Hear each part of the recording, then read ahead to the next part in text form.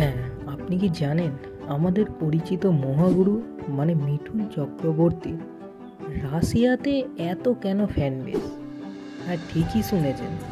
একসময় ৮০ ও ৯০ দশকের রাশিয়ার মেয়েরা মিঠুন চক্রবর্তীর জন্য পুরো ম্যাড ছিল।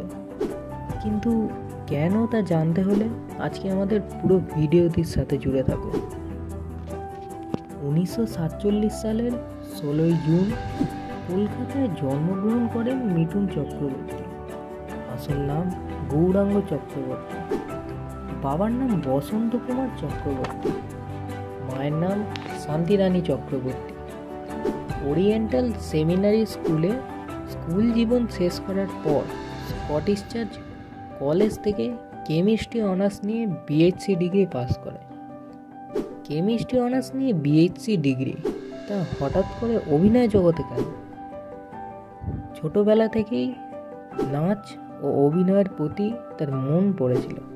কলেজে পড়াকালীন মিঠুনের দাদা বিদ্যুৎপৃষ্ট হয়ে মারা যায়। পরিবারের ভার এসে যায় মিঠুনের কাঁধে। কিন্তু সেই সময় কলেজ শেষ করে অভিনয় ও ডান্সকে আরও ইমপ্রুভ করার জন্য পুনের ফিল্ম অ্যান্ড ইনস্টিটিউশন এ ভর্তি হন।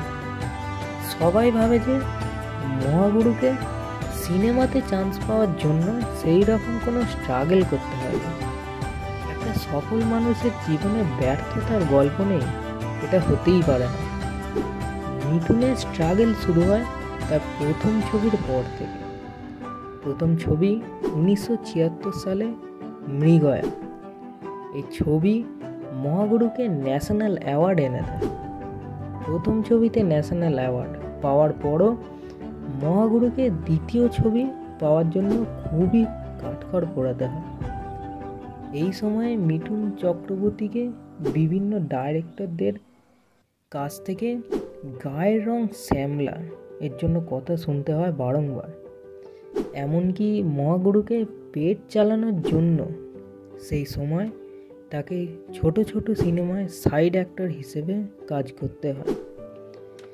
এরপর যে সিনেমাটি মহাগুরুর জীবনকে একটা নতুন পরিবর্তন এনে দেয় সেটি হলো ১৯৮২ সালের ডিস্কো ডান্সার। মিঠুনের ড্যান্স অ্যাক্টিংয়ের জন্য রাতারাতি ভারত তথা পুরো বিশ্বে খ্যাতি ছড়িয়ে যায় ডিস্কো ডান্সার সিনেমা। এই মুভিটা রাশিয়াতে অত্যন্ত ফেমাস হয়েছিল। রাশিয়ার দলে দলে মানুষেরা সিনেমাটা দেখেছিল। এই কারণেই মিঠুন রাশিয়াতে এত ফেমাস। শুধু সিনেমা নয়, বর্তমানে এক ব্যবসায়ী ও প্রডিউসার। তিনি মোট ৩৫০টিরও বেশি সিনেমাতে কাজ করেছেন। শোনা যায় মহাগুরুর ৩টি ছেলে ও একটি মেয়ে সন্তান রয়েছে। মেয়েটির নাম দিশানী চক্রবর্তী। তিনি মেয়েটিকে দত্তক নিয়েছিলেন।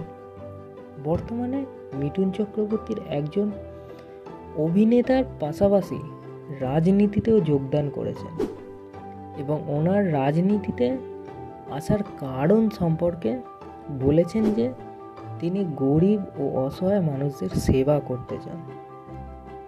যাই হোক, বাংলা ফিল্ম ইন্ডাস্ট্রিকে এগিয়ে নিয়ে যাওয়ার জন্য মহাগুরু তোমাকে ধন্যবাদ।